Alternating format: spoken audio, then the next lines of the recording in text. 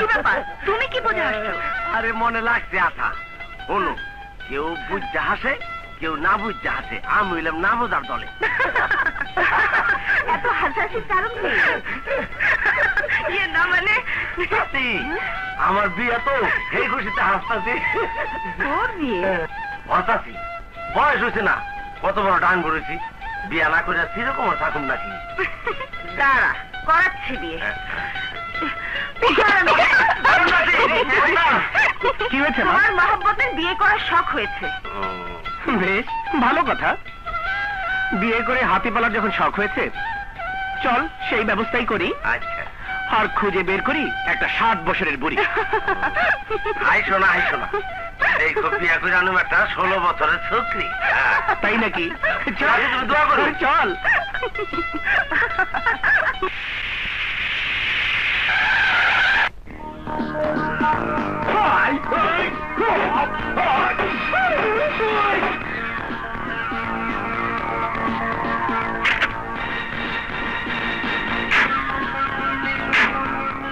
মাত্র 1 2 3 4 5 6। ওস্তাদ, একটু আঠা লাগাই দাও তো।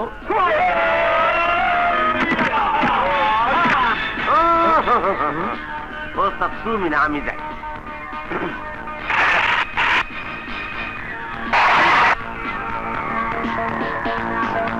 আল্লাহ, জোরে কতন দিছে ওস্তাদ, তুমি যাও।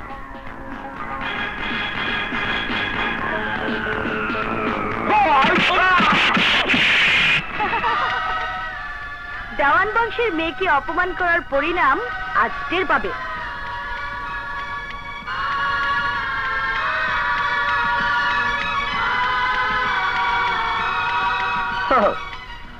এখন বুঝতে পেরেছি রক্ত এত গরম কেন। কিসের অহংকারে মানুষকে আপনি অমানুষ মনে করেন। তবে দেওয়ান বংশের মেয়েদের রক্তেও তেজ আছে জানা ছিল না। এই, দাঁড়িয়ে আছিস কেন? মেরে ওর হাড় মাংস গুলিয়ে দে।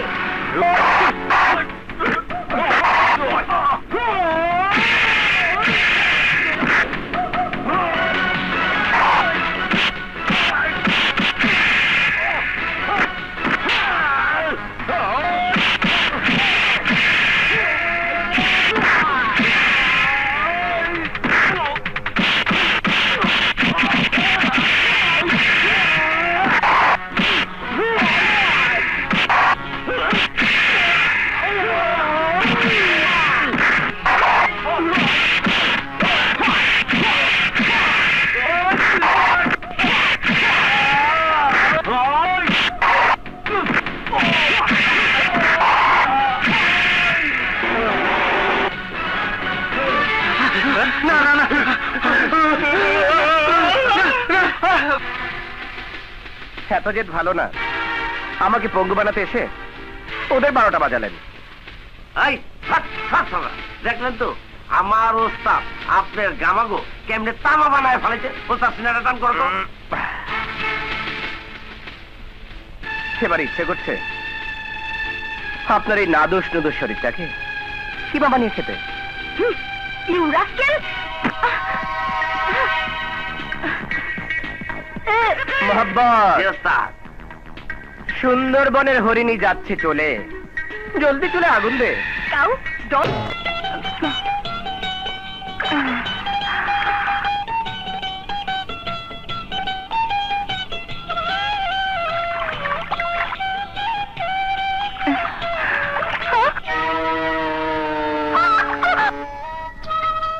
হায় রে বজ্জাত বানর, তোর জন্য আমাকে বেজ্জত হয়ে বাড়ি ফিরতে হবে।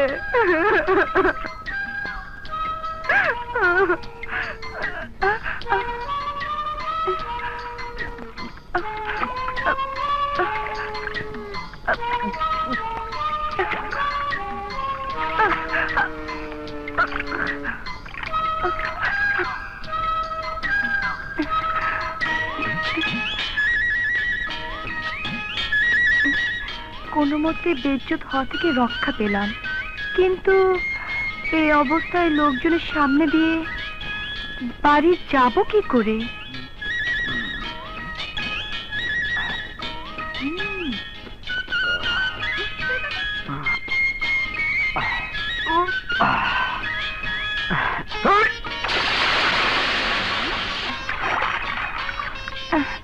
গিয়েছি, তোমার পোশাকই হবে আমার ইজ্জত বাঁচানোর একমাত্র সম্বল।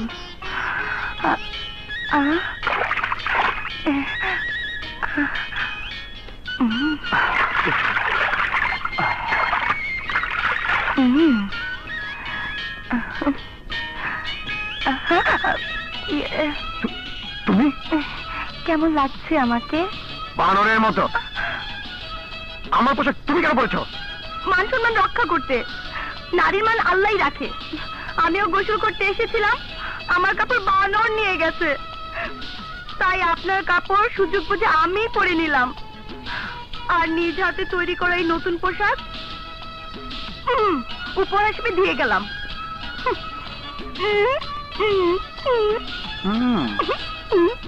ঠিক বান্দরনির মতো হাঁটছে। কি হলো, কোথায় তোমার ছেলে? আরেকটু বসো, চলে আসবে এক্ষুনি। হঠাৎ করে শখ হয়েছে নদীতে গোসল করবে, বোধহয় ইচ্ছা মতো শখ মিটেছে।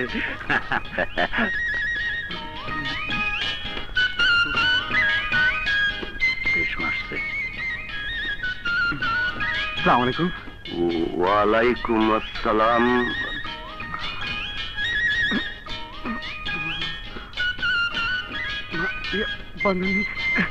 চৌধুরী, ব্যাপারটা বুঝলাম না। আমার ছেলে রাজু। রাজু? হ্যাঁ হ্যাঁ। বলো কি, মাস্টার্স পাস করাটা পাগল নাকি? না, মানে মাঝে মধ্যে এইরকম একটু একটু পাগলামি করে। আরে ধ্যাপ, দাঁড়াও টাইছে নেই। পাগলামি করে তোমার কি ডাকইছে? Something wrong. বিজ্ঞানের ছাত্র, নিশ্চয়ই উদ্ভিদ বিজ্ঞানের উপর কোনো কিছু পরীক্ষা করে আইছে। কখন কি যে করে ওর মতিগতি কিছুই বুঝি না। বোঝার চেষ্টা করো, ডাক্তার দিয়ে পরীক্ষা করাও। যদি সত্যি সত্যি পাগল হয় তাহলে পাগলের সাথে প্রিয়ার। আরে না না, তুমি ব্যাপারটা সিরিয়াস নিচ্ছ কেন? আমার ছেলে, আমি ওরে ভালো করে চিনি, নিশ্চয়ই কোনো ঘাপলা কেস।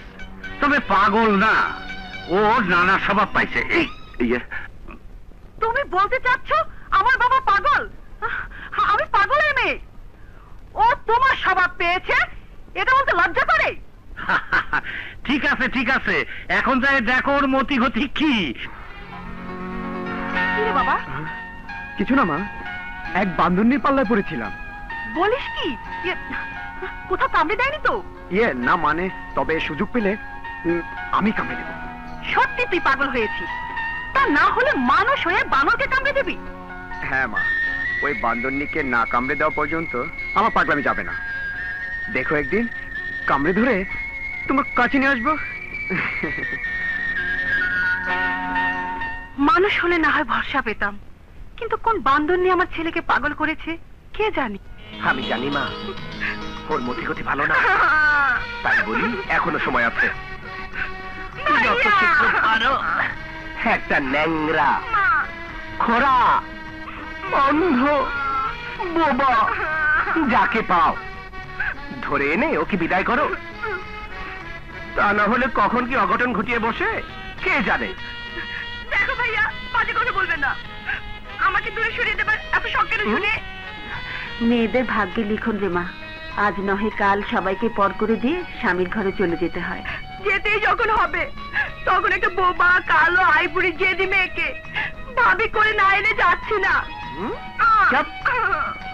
আমি যাকে বিয়ে করব সে হবে অপূর্ব সুন্দরী, একেবারে রাজকুমারী। মনে লাগছে আঠা?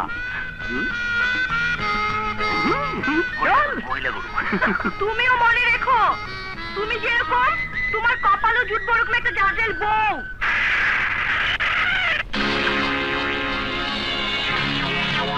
পেয়েছি, এই তো সেই ফার্ম যার মালিক ওই রাস্কেলটা।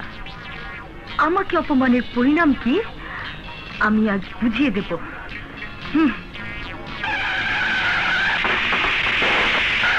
ও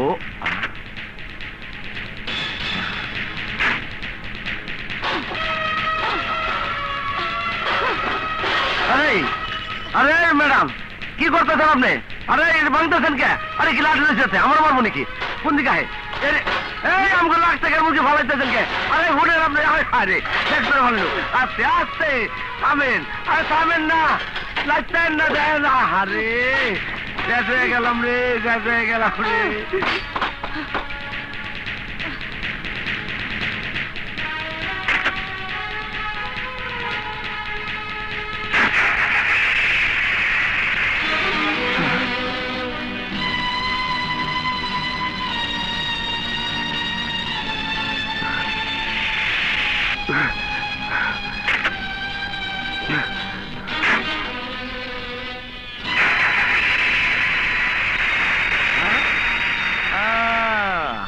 ওস্তাদের লগে পাল্লা, এইবার যাইব তার কল্লা, ঠেলাইবার সামলা।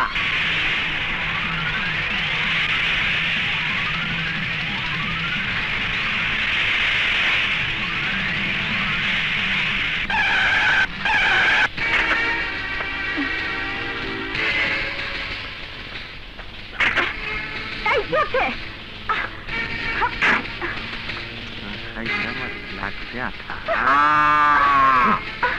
এসব কি হচ্ছে? আমাকে এখানে ধরে নিয়েছে কেন? কচি খুকি, বুঝতে পারছেন এনেছে কেন?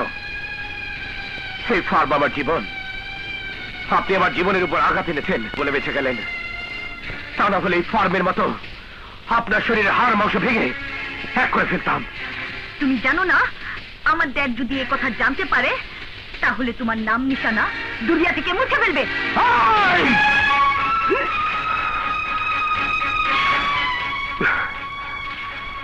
আমার মতো খেটে খাওয়া আর কোন নিরীহ মানুষ যেন বিনা দোষে অত্যাচারিত না হয়, সেই শিক্ষায় আজ আমি আপনাকে দেব। You idiot! এত বড় কথা! Shut up! সেদিন আপনার জীবন বাঁচাতে গিয়ে কোলে তুলে নিয়েছিলাম, তাতে আপনার ইজ্জতের হানি হয়েছে ভেবে আমাকে অপমান করেছেন। আজ আমার রিজিকের উপর লাথি মেরেছেন, ভেবেছেন পার পেয়ে যাবেন, কিন্তু না, এই ফার্ম ঠিক করে না দেওয়ার আগ পর্যন্ত আমি আপনাকে ছাড়ছি না। হোয়াট? আমি ফার্ম ঠিক করবো? ইয়েস, যান, যা বললাম তাই করুন। অসম্ভব। প্রয়োজনে ক্ষতিপূরণ দেব, তবু কাজ তো দূরের কথা, আর এক মুহূর্ত আমি এখানে থাকবো না। খবরদার, আর এক পা এগোনোর চেষ্টা করলে চিরদিনের মতো আপনার জীবনকে কলঙ্কিত করে দেব, অমানুষের মতো কেড়ে নেব আপনার ইজ্জত। ওস্তাদ আমার খেপে গেলে যা কয় তাই করে। ভালো ভালো রাজি হয়ে যান, নাইলে যে কি হইব বুঝতেই পারতাছেন। সত্যি যদি ও আমারই হলে? না না, এ হতে পারে না। কি হলো, কি ভাবছেন মিস প্রিয়া? মানে আমি রাজি। আরে তাইলে আর দেরি কেন, চলেন যাই কাম কইরা খাই। চলেন। রাবিশ। ওস্তাদ হাতা কিন্তু লাগছে।